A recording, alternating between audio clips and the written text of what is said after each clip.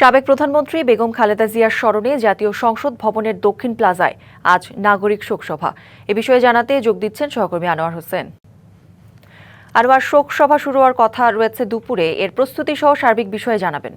কৌরি, বিএনপির সাবেক চেয়ারপারসন ও সাবেক প্রধানমন্ত্রী বেগম খালেদা জিয়ার স্মরণেই মূলত নাগরিক এই শোকসভা।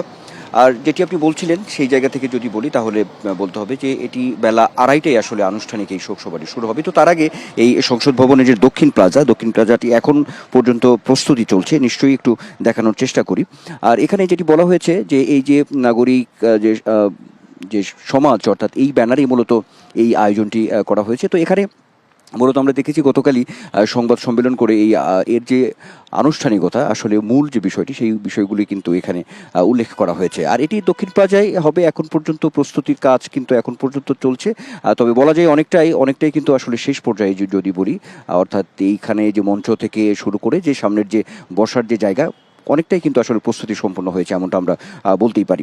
আর এখানে যে বিষয়টি সবচেয়ে বেশি গুরুত্ব দেওয়া হয়েছে সেটি হচ্ছে যে আসলে এই বেগম খালেদা জিয়ার এই স্মরণ সভায়, শোক সভায়, সেখানে একটি গাম্ভীর্যপূর্ণ একটি পরিবেশ আসলে রক্ষা করার এটি কিন্তু বিশেষভাবে উল্লেখ করা হয়েছে। একটি বিষয় যে এখানে যেমন বিভিন্ন শ্রেণী পেশার মানুষ এখানে আমন্ত্রিত থাকবেন। সেখানে শিক্ষক, সাংবাদিক, গবেষক থেকে শুরু করে চিকিৎসক, অর্থাৎ বিভিন্ন শ্রেণী পেশার মানুষ এখানে থাকবে। এক কথায় যদি বলি যে বিশিষ্টজনরা আসলে মূলত এই অনুষ্ঠানে আমন্ত্রিত হয়েছেন, আমাদের কাছে যে তথ্যটি আছে। আর একই সঙ্গে একটি বিষয় জানিয়ে রাখি, বেগম খালেদা জিয়ার এই শোকসভায়, নাগরিক শোকসভায় যেটি বলা হয়েছে এই কমিটির থেকে, সেটি হচ্ছে যে এখানে তার পরিবারের সকল সদস্যরা এখানে আমন্ত্রিত। সেই হিসেবে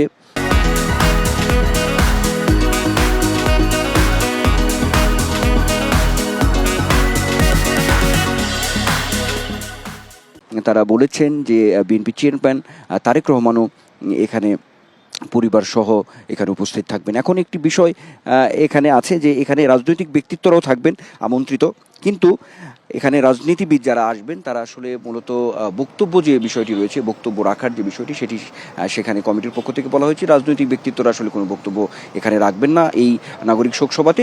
এখানে যে বিভিন্ন শ্রেণী পেশার মানুষ, বিশিষ্টজন আছেন, তারাই আসলে মূলত বেগম জিয়ার যে অর্জন, রাজনৈতিক যে জীবন এবং বিভিন্ন স্মৃতিচারণ করবেন, এমন তথ্য আছে। একই সঙ্গে ঢাকায় যে কূটনীতিক যারা আছেন তাদেরও সদস্যরাও কিন্তু এখানে উপস্থিত, আমন্ত্রিত হবেন, এমন একটি তথ্য আছে। কৌরি।